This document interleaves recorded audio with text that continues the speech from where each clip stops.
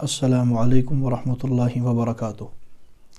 گرامی قدر سامعین، جس طرح اللہ تعالیٰ نے مرد اور عورت کی بناوٹ میں فرق رکھا ہے، بالکل اسی طرح شریعت مطہرہ کے احکام میں بھی مرد اور عورت کے درمیان بعض مقام پر فرق پایا جاتا ہے۔ مثلا نماز جو ایک اہم فریضہ ہے، نماز میں بھی مرد اور عورت کے درمیان فرق پایا جاتا ہے کہ مرد کی نماز اور عورت کی نماز ان میں فرق پایا جاتا ہے۔ ایک آدمی اٹھ کر کے کہتا ہے کہ مرد اور عورت کی نماز میں کوئی فرق نہیں، تو اس بات کی کوئی بھی حقیقت نہیں ہے۔ کوئی بھی عقل مند آدمی ایسی بات کر ہی نہیں سکتا۔ کائنات میں ہر آدمی وہ زبان سے اس کا اقرار کرے یا اس کا انکار کرے کہ فرق ہے یا نہیں ہے، فی الحقیقت وہ تمام کے تمام لوگ فرق مانتے ہیں۔ مثلا مرد مردوں کی امامت کر سکتا ہے، عورت مردوں کی امامت نہیں کر سکتی، یہ فرق تو ہر کوئی مانتا ہے۔ جو آدمی آج چلا رہا ہے ہندوستان میں یا پاکستان میں یا کشمیر میں یا جموں میں یا کسی جگہ پر کہ مرد عورت کی نماز میں کوئی فرق نہیں، یہ فرق تو وہ بھی مانتا ہے کہ عورت مردوں کی امامت نہیں کر سکتی۔ مرد اذان دے گا، عورتیں اذان نہیں دیں گی۔ مرد تکبیر کہے گا، عورت تکبیر نہیں کہے گی۔ اگر امام سے غلطی ہوئی تو مرد پیچھے سے وہ لقمہ دیں گے تسبیح کے ذریعے سے، اور عورتیں وہ تصفیق کے ذریعے سے۔ صحیح بخاری شریف میں ہے التسبیح للرجال والتصفیق للنساء، کہ عورتیں وہ آواز کریں گی، اس طریقے سے وہ لقمہ دیں گی۔ یہ وہ فرق ہیں جو وہ بھی مانتا ہے۔ وہ لوگ عموماً جو ہے ایسی باتیں کرنے والے ننگے سر نماز پڑھتے ہیں تو وہ کہتے ہیں ہو جاتی ہے۔ اگر عورتیں ننگے سر نماز پڑھے کیا ہو جائیں گی؟ وہ کہتے ہیں نہیں ہوتی۔ تو یہ فرق تو وہ بھی مانتے ہیں۔ وہ جینس وغیرہ پہن کر نمازیں پڑھ لیتے ہیں، وہ کہتے ہیں ہو جاتی ہے۔ اگر عورتیں، اللہ تعالیٰ بچائے خدا نخواستہ، اگر عورتوں نے ویسے کرنا شروع کر دیا کیا نماز ہو جائے گی؟ کہ جی نہیں ہوگی۔ یہ تو وہ بھی مانتے ہیں۔ یہ وہ تمام فرق ہے جو وہ حضرات بھی مانتے ہیں، اور صرف اتنا ہی نہیں، اس کے سوا بھی اور فرق مانتے ہیں۔ مردوں کے لیے بہترین جگہ مسجد ہے اور عورتوں کے لیے بہترین جگہ ان کا گھر ہے۔ یہ وہ فرق ہے جو تمام حضرات مانتے ہیں۔ جو آدمی یہ اس بات کا اعلان کرتا ہے کہ مردوں اور عورتوں کی نماز میں کوئی فرق نہیں، یہ سارے فرق وہ بھی مانتا ہے، لہٰذا وہ اپنے دعوے میں جھوٹا ہوا خود اپنے اقرار سے۔ مرد عورت کی نماز میں کوئی فرق نہیں، یہ بالکل غلط بات ہے۔ اس کو کائنات کا کوئی بھی آدمی تسلیم کر ہی نہیں سکتا، بشرطے کہ کچھ اللہ پاک نے عطا فرمائی ہو اور وہ اس کو استعمال کرتا ہو۔ احناف، شوافع، مالکیہ، حنابلہ اور خود غیر مقلدین حضرات یہ فرق مانتے ہیں۔ البتہ اب فرق یہ ہے اس میں وہ یہ کہ وہ یہ کہتے ہیں کہ نماز جیسی یہ پڑھے گی عورت تو یہ نماز پڑھنے کی حیت میں اس کی اور مرد کے درمیان کوئی فرق نہیں، یہ وہ کہتے ہیں۔ لیکن مطلق نماز میں مرد اور عورت کی نماز میں کوئی فرق نہیں، یہ تو وہ بھی نہیں مانتے۔ تو فرق تو وہ بھی مانتے ہیں۔ تو وہ اتنا کہہ سکتے ہیں کہ مرد اور عورت کی نماز میں فرق تو ہے لیکن فلاں فلاں فلاں فرق نہیں ہے، حالانکہ اہل سنہ والجماعہ اس فرق کے بھی قائل ہیں۔ اب میں تھوڑی سی بات اور کھول لیتا ہوں دلائل کے ساتھ اور براہین کے ساتھ، حوالہ جات کے ساتھ، آپ بغور ملاحظہ فرمائیں۔ مرد عورت کے درمیان نماز پڑھنے میں ہاتھ اٹھانے میں، یعنی جب تکبیر تحریمہ کے وقت رفع یدین کیا جاتا ہے، باقی نماز میں تو رفع یدین نہیں ہوگا۔ سنت یہی ہے کہ رفع الیدین صرف ابتدا میں ہوگا، باقی نماز میں نہیں ہوگا۔ مجھے ابھی وہ گفتگو نہیں کرنی، اس پر میں کافی گفتگو کر بھی چکا ہوں اور انشاءاللہ آئندہ بھی کریں گے، ضرورت پڑے گی۔ جب ابتدا میں رفع یدین کیا جاتا ہے، ہاتھ اٹھائے جاتے ہیں، تو کہاں تک ہاتھ اٹھائیں؟ اب آئیے احادیث کی طرف۔ ہم حدیث کی بات کرتے ہیں۔ بخاری شریف میں ہے کہ رسول اللہ صلی اللہ تعالیٰ علیہ وسلم اپنے کندھوں کے برابر ہاتھ اٹھایا کرتے تھے۔ یہ بخاری میں ہے کہ رسول اللہ صلی اللہ علیہ وسلم کندھوں کے برابر اپنے دست پاک اٹھایا کرتے تھے۔ صحیح بخاری شریف جلد اول صفحہ 114 وغیرہ۔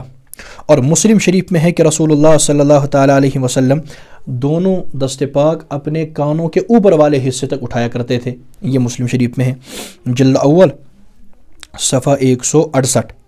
اسی طریقے سے نسائی شریف میں ہے کہ رسول اللہ صلی اللہ تعالیٰ علیہ وسلم دونوں دست پاک اپنے دونوں کانوں کی لو تک اٹھایا کرتے تھے۔ یہ جو نچلا حصہ ہوتا ہے کانوں کا، وہاں تک اٹھایا کرتے تھے۔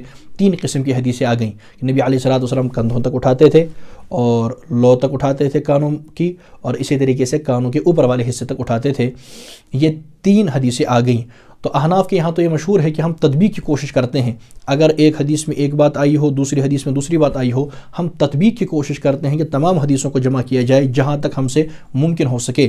جہاں تطبیق ممکن ہی نہ ہو پھر وہاں پر مضبوط روایت کو لیا جاتا ہے، جس کے مضبوط کے اپنے اصول ہو، معمول بہا کون ہے، معید بتعامل کون ہے، فقہا کا فتویٰ کس پر ہے، اور دوسری مرجوح روایت کو یا متروک روایت کو چھوڑ دیا جاتا ہے۔ لیکن جہاں تک تطبیق ممکن ہو کہ ہم حدیثوں کو جمع کر سکتے ہیں تو احناف یہ کوشش کرتے ہیں حدیث کی محبت میں، حضور صلی اللہ علیہ وسلم کی محبت میں، کہ ہم تطبیق دے دیں اور ان کو جمع کر لیں۔ تو احناف نے علماء احناف نے اس کے متعلق اس مسئلے میں تطبیق دی اور کہا کہ جب آپ ہاتھ اٹھائیں تو آپ اس طریقے سے ہاتھ اٹھایا کریں کہ تینوں حدیثوں پر عمل ممکن ہو جائے، کہ ہاتھوں کا یہ نچلے والا حصہ کاندھوں کے برابر ہو، اور ہمارے یہ انگوٹھے کانوں کی لو کے برابر ہو، اور دیگر انگلیاں کانوں کے اوپر والے حصے کے برابر ہو، تاکہ ممکن ہو سکے کہ تینوں حدیثوں پر عمل کیا جائے۔ یہ تو ہے مردوں کے بارے میں۔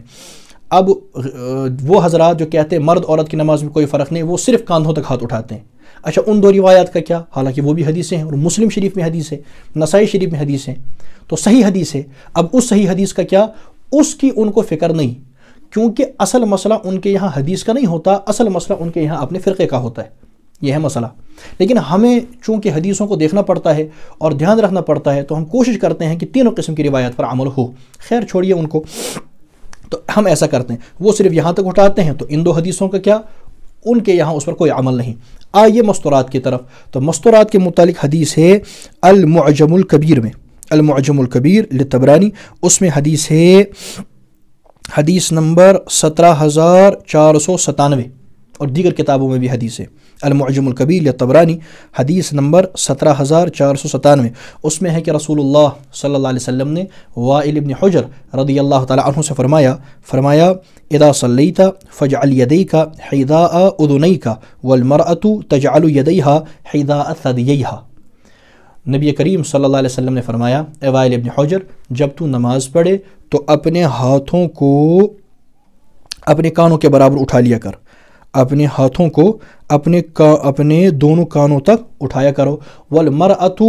والمرأة تجعل یدیہا حذاء ثدییہا، اور یہ جو مستورات ہیں وہ اپنے ہاتھوں کو اٹھایا کریں چھاتیوں تک۔ یہ حدیث آ گئی۔ تو وائل ابن حجر رضی اللہ تعالیٰ عنہ کو حضور علیہ السلام نے فرمایا کانوں تک ہاتھ اٹھایا کرو، کیونکہ نبی علیہ السلام سے منقول بھی ہے کہ نبی علیہ السلام اٹھایا کرتے تھے، اور اس میں چونکہ دیگر حدیثیں بھی آ گئیں تو ہم ان تمام حدیثوں کو جمع کرتے ہیں۔ لیکن عورتوں کے متعلق فرمایا کہ عورتیں چھاتیوں تک ہاتھ اٹھائیں، لہٰذا ہمارا وہ مسئلہ ہے۔ یہ بات رسول اللہ صلی اللہ علیہ وسلم نے ارشاد فرمائی۔ اس کے سوا چلیے آگے، مصنف ابن ابی شیبہ کے اندر ہے، مصنف ابن ابی شیبہ میں روایت ہے ام درداء رضی اللہ تعالی عنہا کے بارے میں، کہ ام درداء رضی اللہ تعالی عنہا جب اپنے ہاتھ اٹھایا کرتی تھی تو اپنے کاندھوں کے برابر اٹھایا کرتی تھی، کندھوں کے برابر وہ اٹھایا کرتی تھیں۔ کاندھے اور چھاتی یہ ایک سمت میں ہوتے ہیں تقریباً، تو وہ یہاں تک وہ ہاتھ اٹھایا کرتی تھیں۔ یہ ہے ام درداء رضی اللہ تعالیٰ عنہ۔ جہاں تک کانوں کا مسئلہ ہے تو حضور صلی اللہ علیہ وسلم سے کانوں تک منقول ہے، اور ام درداء رضی اللہ عنہ صحابیہ ہیں، وہ کاندھوں تک اٹھاتی تھی، اور خود نبی علیہ الصلوۃ والسلام نے فرمایا کہ عورتوں کو چاہیے والمرأة تجعل یدیہا حذاء ثدییہا، المعجم الکبیر للطبرانی، کہ عورتوں کو چاہیے کہ چھاتیوں تک ہاتھ اٹھائے۔ تو پتہ چلا کہ مردوں کے ہاتھ اٹھانے میں اور عورتوں کے ہاتھ اٹھانے میں فرق ہے، اور یہ احادیث میں موجود ہے۔ مصنف ابن ابی شیبہ میں ام درداء رضی اللہ عنہ کی جو روایت ہے وہ باب فی المرأة اذا افتتحت الصلاة الى این ترفع یدیہا، یہ باب ہے، اس میں ام درداء رضی اللہ تعالی عنہ کی روایت موجود ہے، فرق موجود ہے۔ چلیے آگے، اب ہے ہاتھ باندھنے کا مسئلہ۔ اس کے متعلق میں عرض کروں، غور سے گفتگو سماعت فرمائیں۔ ترمذی شریف سے پتہ چلتا ہے، امام ترمذی رحمۃ اللہ تعالی علیہ نے جہاں ترمذی جلد اول میں ہاتھوں کے باندھنے کا باب باندھا ہے، پھر روایات لائی ہیں، وہاں امام ترمذی رحمۃ اللہ تعالی علیہ نے لکھا ہے کہ امت میں دو قسم کے عمل پائے جاتے ہیں، ایک پایا جاتا ہے تحت السرہ، ناف کے نیچے، اور ایک پایا جاتا ہے فوق السرہ، ناف کے اوپر۔ یہ دو مذہب امام ترمذی رحمۃ اللہ تعالی علیہ نے وہاں لکھے ہیں کہ علماء اس کے متعلق یہ فرماتے ہیں۔ ٹھیک ہے جی، پتہ چلا کہ امام ترمذی رحمۃ اللہ تعالی علیہ تک یہ ایک بہت بڑا عرصہ گزرتا ہے، یعنی پہلے 250 سال امام ترمذی رحمۃ اللہ تعالی علیہ تک امت مسلمہ میں ایسا کوئی بھی قابل ذکر آدمی امام ترمذی کے نزدیک ایسا نہیں تھا جو سینے پر ہاتھ باندھتا ہو نماز میں، ورنہ امام ترمذی رحمۃ اللہ تعالیٰ علیہ صرف یہ نہیں فرماتے کہ دو مذہب ہے، تو امام ترمذی فرماتے بعض حضرات تحت سرہ والے ہیں، بعض فوق سرہ والے ہیں، بعض اعلی صدر والے ہیں، لیکن امام ترمذی نے فرمایا دو ہی لوگ ہیں۔ پتہ چلا امت مسلمہ میں دو ہی قسم کے علماء تھے اور دو ہی مذہب اس بارے میں تھے، ایک تحت سرہ والا تھا، ایک فوق سرہ والا تھا، اعلی صدر تو تھا ہی نہیں۔ تو مردوں کے بارے میں چونکہ اختلاف ہے اس مسئلے میں، اب ہم دیکھیں گے کہ کون سا مسئلہ حدیثوں سے محقق ہے اور کون مدلل ہے، کس کے متعلق دلیل موجود ہے مضبوط۔ تو ہم نے دیکھا کہ تحت سرہ کے متعلق حدیث موجود ہے اور مضبوط حدیث ہے۔ مصنف ابن ابی شیبہ کے اندر حدیث موجود ہے، جلد 3 صفحہ 320، حدیث نمبر 3959۔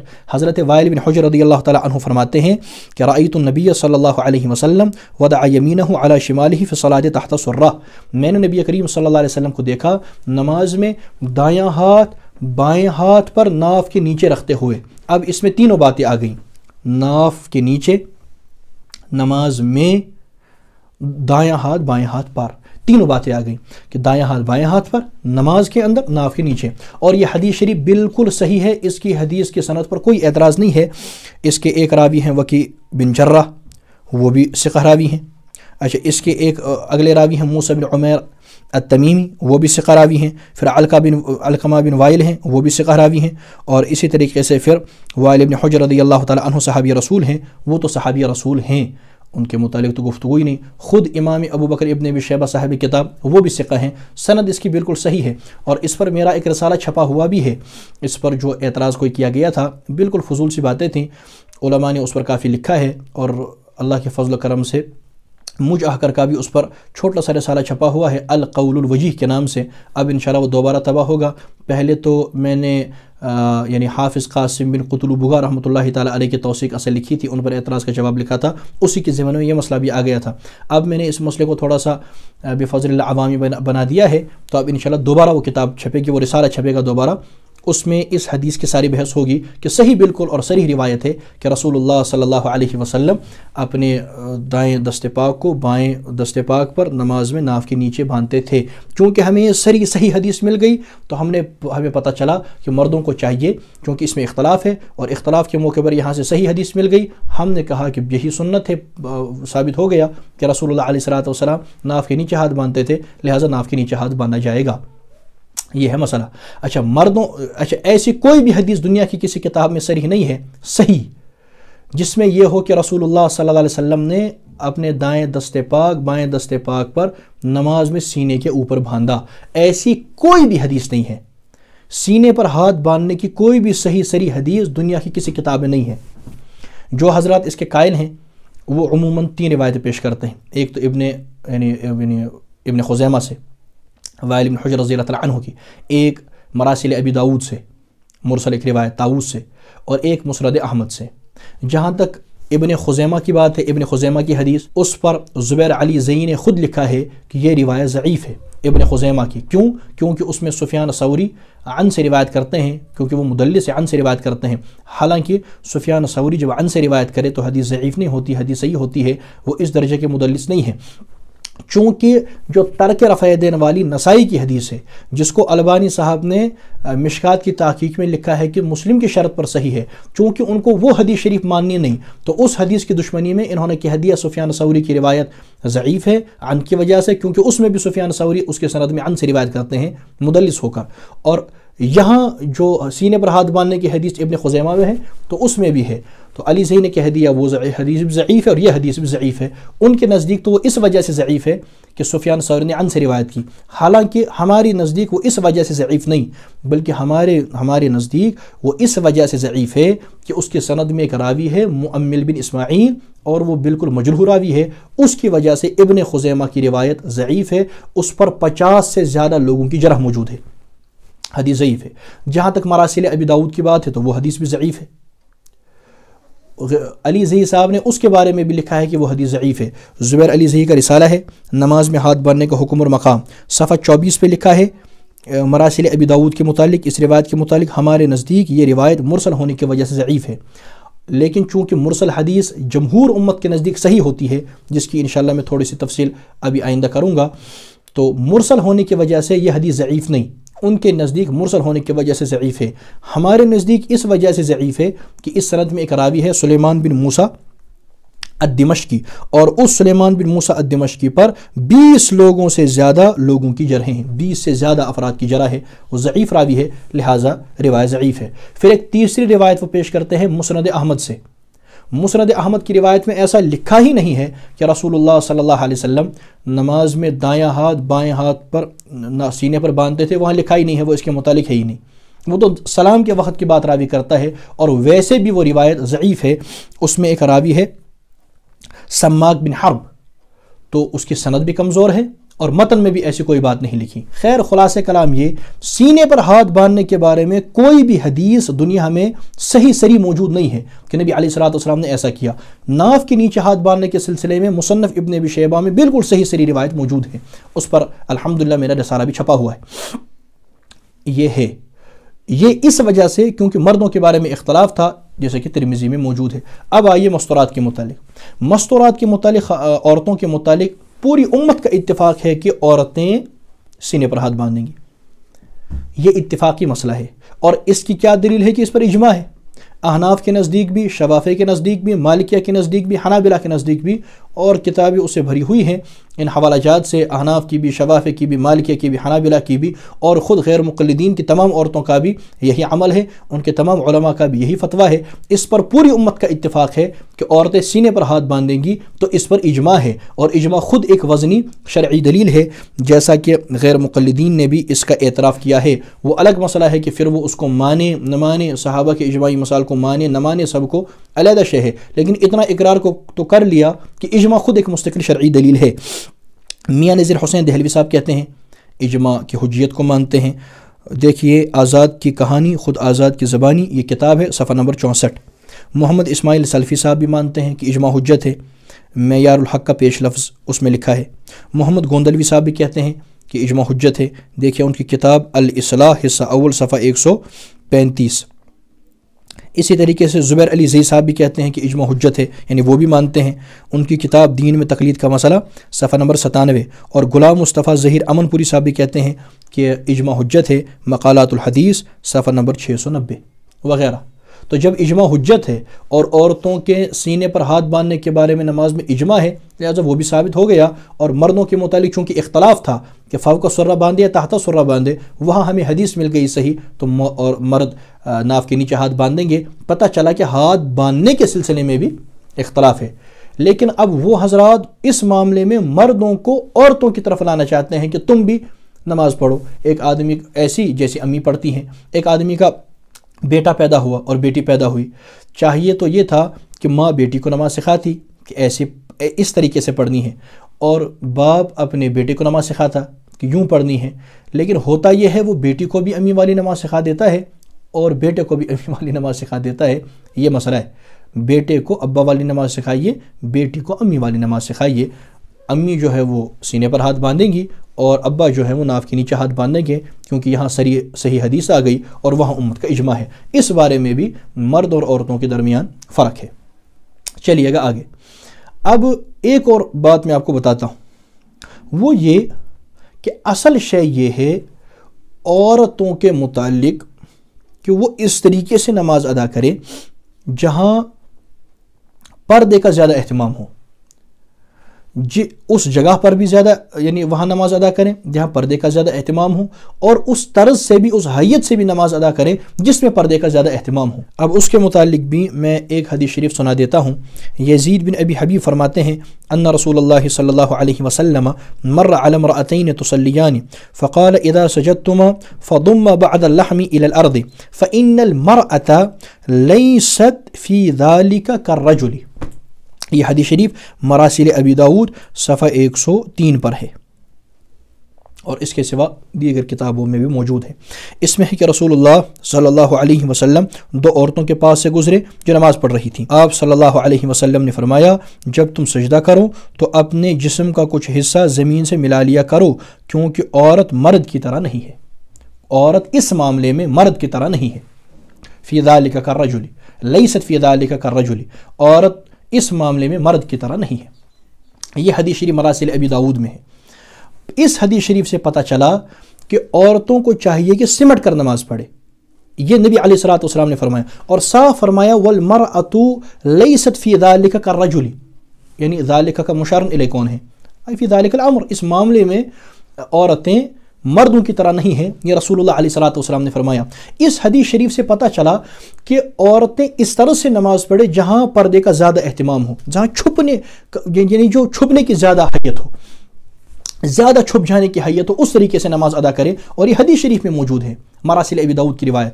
اب اس پر لوگوں کا اعتراض کرنا کہ جی یہ حدیث تو مرسل ہے اور ہم مرسل حدیث مانیں گے نہیں، مرسل یعنی جس میں تابعی ڈائریکٹ کہے کہ پیغمبر علیہ الصلوۃ والسلام نے یوں کیا یا یوں فرمایا، اس کے متعلق میں عرض کروں مرسل روایت جمہور امت کے نزدیک حجت ہے، مرسل روایت جمہور امت کے نزدیک حجت ہے۔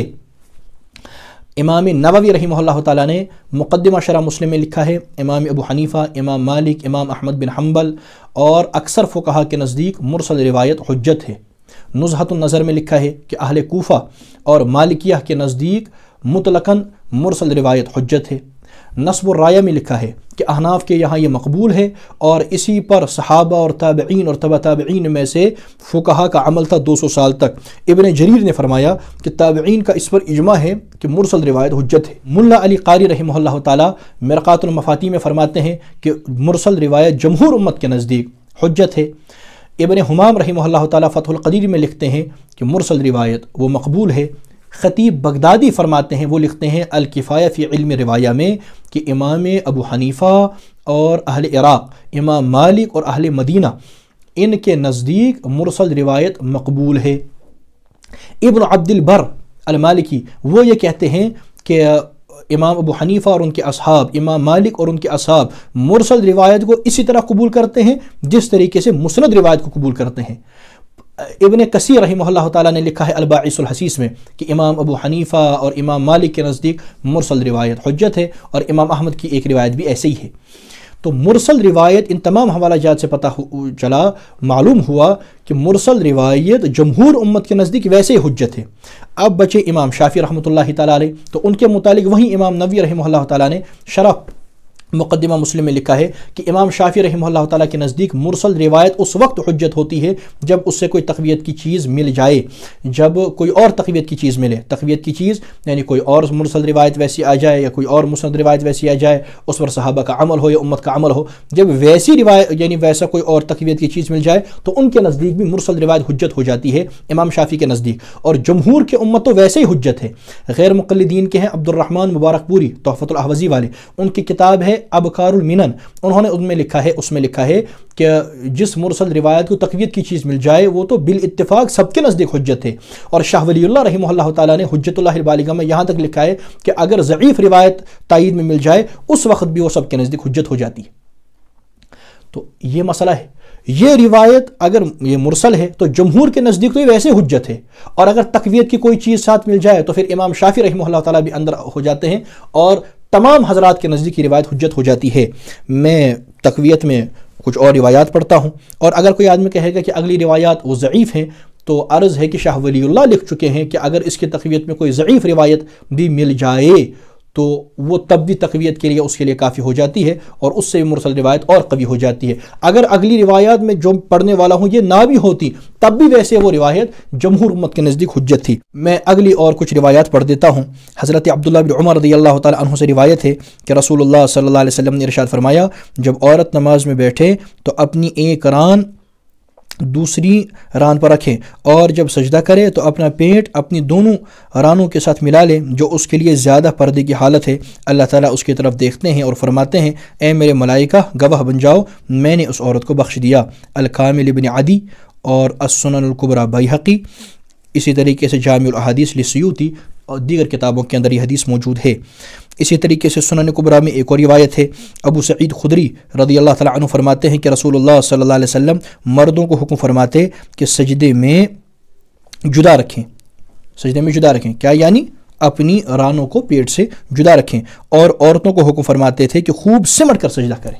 اسی طرح حسن بصری اور قتادہ اور حضرت مجاہد اور حضرت عطا، جیسا کہ مصنف عبدالرزاق اور مصنف ابن ابی شیبہ میں ہے، یہ حضرات بھی یوں ہی فرماتے ہیں۔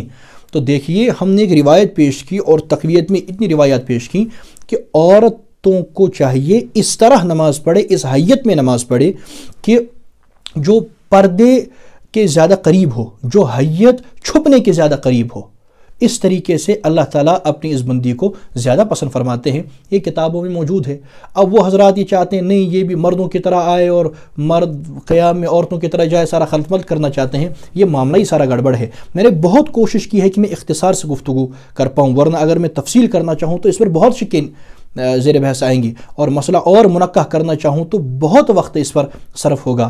میں مختصراً یہ بات سمجھانا چاہتا ہوں کہ مراسیل ابی داؤد کی روایت سے صاف پتہ چلا وَالْمَرْأَةُ لَيْسَتْ فِي ذَلِكَ كَالرَّجُلِ، بس اتنا آدمی یاد رکھ لے کہ عورت اس معاملے میں مرد کی طرح ہے ہی نہیں. اس کو چاہیے کہ اس طرح سے نماز ادا کرے جو پردے کے زیادہ قریب ہو، اس جگہ نماز ادا کرے. لہٰذا عورتوں اور مردوں کی حیت میں بھی فرق ہے، ہاتھ اٹھانے میں بھی، ہاتھ باندھنے میں بھی، اور رکوع میں بھی. آپ ایسا سمجھ لیں کہ عورت رکوع اس طرح سے کرے جیسے اس میں یعنی وہ زیادہ سمٹ کر رکوع کرے، وہ زیادہ اپنے ہاتھوں کو پھیلا ہی نہیں، کیونکہ اس کے لیے اسی میں زیادہ پردہ ہے. عورت کے لیے اسی طرز پر زیادہ پردہ ہے، اور یہی شریعت کی منشا ہے کہ عورت اس طرح سے نماز ادا کرے جس میں اس کے لیے پردے کا زیادہ اہتمام ہو. لیکن وہ یہ چاہتے ہیں نہیں، بلکہ وہ تو یہ چاہتے ہیں کہ عورتیں گھروں سے بھی باہر آئیں اور باقاعدہ مردوں کے ساتھ وہ مسجدوں کو بھی جائے.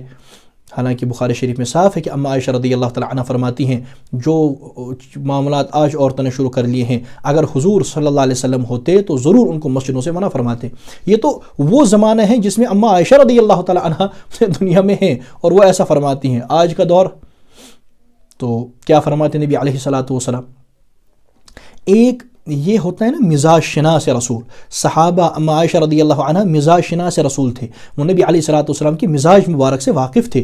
وہ سمجھتے تھے کہ نبی علیہ الصلوۃ والسلام کس موقع پر کیا ارشاد فرماتے.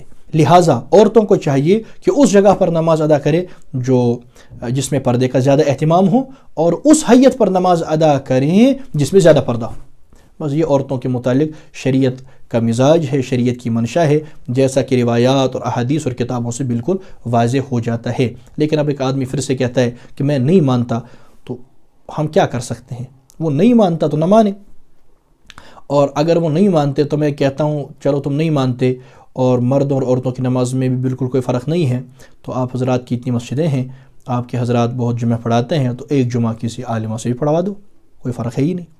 ابھی رمضان شریف آنے والا ہے، تو اگر کسی جگہ آپ کا کوئی حافظ صاحب قرآن سناتا ہے، ویسے تو ان کے یہاں قرآن وغیرہ سنا نہیں جاتا تراویح میں زیادہ، لیکن اگر ممکن ہے وہ کر لیں تو ایک مسجد میں کسی حافظ صاحب کو بٹھا دو، دوسری مسجد میں کسی حافظہ کو بٹھا دو. ہم بھی دیکھتے ہیں کیسے کرتے ہو. وہ خود سمجھتے ہیں کہ فرق ہے، لیکن پھر بھی ماننے کے لیے تیار نہیں ہوتے. کیوں کہ یہ صحیح بخاری شریف میں ہے صلو کما رأیتمونی اصلی. اب اس حدیث شریف کے متعلق میں کچھ گفتگو کر لیتا ہوں، اس پر انشاءاللہ میں اپنی آج کی بات ختم کر دوں گا. یہ جو بخاری شریف میں روایت ہے عام طور پر پڑھی جاتی ہے کہ رسول اللہ علیہ السلام نے فرمایا اس طرح نماز پڑھو جس طرح تم نے مجھے نماز پڑھتے ہوئے دیکھا. میں یہ پوری حدیث شریف آپ حضرات کے سامنے پڑھتا ہوں، آپ خود سمجھ جائیں کہ یہ کتنا بڑا دھوکہ ہے اس حدیث شریف سے ثابت کرنا کہ مرد عورت کی نماز میں کوئی فرق نہیں. یہ حدیث شریف صحیح بخاری میں ہے، حدیث نمبر 6008 ہے. یہ جو حضرت مالک ابن حویرث رضی اللہ تعالی عنہ اور ان کے ساتھ دیگر افراد تھے، وہ رسول اللہ صلی اللہ علیہ وسلم کی خدمت میں مدینہ حاضر ہوئے اور نبی علیہ الصلوۃ والسلام کے ساتھ 20 دن رہے. جب وہ واپس ہونے لگے، وہ سارے مرد حضرات تھے، جب وہ واپس ہونے لگے ان کو نبی علیہ الصلوۃ والسلام نے فرمایا ارجعوا الی اہلیکم فعلموہم ومروہم وصلوا کما رأیتمونی اصلی واذا حضرت الصلاۃ فلیؤذن لکم احدکم ثم لیؤمکم اکبرکم او کما قال صلی اللہ علیہ وسلم. حضور صلی اللہ علیہ وسلم نے انہیں فرمایا اپنے گھر والوں کی طرف لوٹ جاؤ، اپنے گھر والوں کی طرف لوٹ جاؤ اور اپنے ملک والوں کو دین سکھاؤ اور بتاؤ، اور تم اس طرح نماز پڑھو جس طرح تم نے مجھے نماز پڑھتے دیکھا ہے، اور جب نماز کا وقت آ جائے تو تم میں سے ایک شخص تمہارے لیے اذان دے، پھر جو تم میں بڑا ہو وہ امامت کروائے. یہ ہے پوری حدیث. یہ نبی علیہ الصلوۃ والسلام نے ان آدمیوں کو فرمایا جو نبی علیہ الصلوۃ والسلام کی خدمت میں تھے کہ جب تم واپس جاؤ گے تمہیں اس طرح نماز ادا کرنی ہے جیسے تم نے مجھے نماز پڑھتے ہوئے دیکھا. ان میں کوئی عورت نہیں تھی. اور اگر آپ یہ کہتے ہیں کہ یہ عورتوں کے متعلق بھی ہے، پھر ٹھیک ہے، پھر تو ساری حدیث عورتوں کے متعلق ہے. پھر ایک ٹکڑا ایسا نہیں مانیں گے کہ ایک ٹکڑا ہم عورتوں کے متعلق مان لیں اور اگلا ٹکڑا عورتوں کے متعلق نہ مانیں. یہ کون سا قانون ہے؟ جب حدیث عورتوں کے متعلق بھی ہے پھر ساری حدیث عورتوں کے متعلق ہے، ٹھیک؟ پھر اس کا جو اگلا جملہ ہے کہ وَإِذَا حَضَرَتِ الصَّلَاةُ فَلْيُؤَذِّن لَكُمْ أَحَدُكُمْ، جب نماز کا وقت ہو جائے تو تمہیں چاہیے کہ تم میں کا کوئی ایک اذان دے دے. تو اس کا معنی ہے کہ پھر عورت بھی اذان دے سکتی ہے، کیونکہ اگر یہ حدیث عورتوں کے متعلق ہے پھر عورتوں کے لیے بھی اذان دینا جائز ہوگا. اور تم میں کا کوئی بڑا یعنی امامت کروائے، پھر اس سے یہ حدیث سے یہ بھی ثابت ہو جائے گا کہ کوئی جو بڑی عورت ہوگی وہ امامت بھی کروا سکتی ہے. اگر یہ حدیث عورتوں کے متعلق بھی ہے پھر چاہیے کہ یہ حضرات عورتوں سے اذان بھی دلوائیں، پھر چاہیے کہ یہ حضرات عورتوں سے امامت بھی کروا کے دکھا دیں، پڑھوا کے دکھا دیں. حالانکہ نہیں کریں گے تو یہ تو ہم نہیں مانیں گے نا کہ ہم آدھا پڑھ لیں گے اور آدھا نہیں پڑھیں گے. یہ تو ایسی بات ہے کہ کوئی آدمی کہے کہ نماز نہیں پڑھنی، کہ جی کیوں؟ کیونکہ قرآن میں آتا ہے لا تقربوا الصلاۃ، نماز سے قریب نہ جاؤ. اور بھیا آگے تو لکھا ہے وانتم سکارا، وہ کون پڑھے گا؟ یہ کہتے ہیں حدیث میں آیا صلوا کما رأیتمونی اصلی. اس میں پہلی بات یہ سمجھنے کی ہے کہ یہ نبی علیہ السلام نے کن کو فرمایا. اگر آپ اس بات سے کبوتر کی طرح آنکھیں بند بھی کر لیں کہ نبی علیہ السلام نے مردوں سے فرمایا تھا، اس طرف دیکھے ہی نہ بلکہ صرف نبی علیہ السلام کے اگلے متن کو دیکھے، تب بھی اگلا متن تو کہہ رہا ہے نا کہ یہ ان کے متعلق ہے جو اذان بھی دیں گے، ان کے متعلق ہے جو امامت بھی کروائیں گے اور وہ مرد ہیں. لہٰذا اس حدیث کو عورتوں پر فٹ کرنا یہ غلط ہے، دھوکہ ہے. اور اگر یہی بات ہے تو بتائیے جس وقت نبی علیہ السلام یعنی حج کرنے کے لیے تشریف لے گئے تھے، وہاں تو نبی علیہ السلام احرام کی حالت میں ننگے سر تھے، اور پوری زندگی نبی علیہ السلام سے ثابت صرف اس موقع پر ہے کہ نبی علیہ السلام نے ننگے سر نماز پڑھی ہے احرام کی حالت میں، ورنہ اس کے سوا پوری سیرت طیبہ میں، حیات طیبہ میں صحیح سند سے کسی ایک موقع پر بھی ثابت نہیں کہ نبی علیہ السلام نے ننگے سر نماز پڑھی ہو. کہیں صراحتاً ایسا نہیں لکھا ہے. ٹھیک، اس وقت جب نبی علیہ السلام ننگے سر آپ نے نماز ادا فرمائی تو صحابہ نے آپ کو دیکھا تو انہوں نے بھی اسی طریقے سے نماز ادا کی. صحابیات بھی ساتھ تھیں، حدیث تھی صلوا کما رأیتمونی اصلی. صحابیات نے نبی علیہ السلام کو دیکھا ننگے سر نماز پڑھتے ہوئے. بتائیے کتنی صحابیات نے، یعنی آپ کو سمجھانے کے لیے عرض کروں معاذ اللہ، کتنی صحابیات نے اپنے سروں سے دوپٹے اتار لیے اور ننگے سر نبی کے پیش نماز ادا کی، یا نبی کی طرح نماز ادا کی کہ صلوا کما رأیتمونی اصلی. یہ تو غلط باتیں ہیں. انہوں نے ایسا نہیں کیا کیونکہ وہ سمجھتی تھی کہ یہ مردوں کے متعلق ہے. لہٰذا یہ باتیں سمجھنے کی ہیں. مردوں اور عورتوں کے نماز کے درمیان فرق ہے، نماز سے باہر بھی فرق ہے، ادائیگی میں بھی فرق ہے، جگہ میں بھی فرق ہے، حیت میں بھی فرق ہے. میں نے مختصر طریقے سے اس کو اس کو آپ حضرات کے سامنے بیان کر لیا ہے. اللہ تعالیٰ نے زندگی رکھی، انشاءاللہ اور تفصیل کی ضرورت پڑی وہ بھی آپ حضرات کی خدمت میں دلائل و براہین کے ساتھ پیش کر دیں گے. اللہ تعالیٰ سمجھنے کی توفیق عطا فرمائے، کلمہ ایمان والی موت نصیب فرمائے، دین حنیف کا صحیح فہم نصیب فرمائے. وآخر دعوانا ان الحمد للہ رب العالمین. السلام علیکم ورحمۃ اللہ.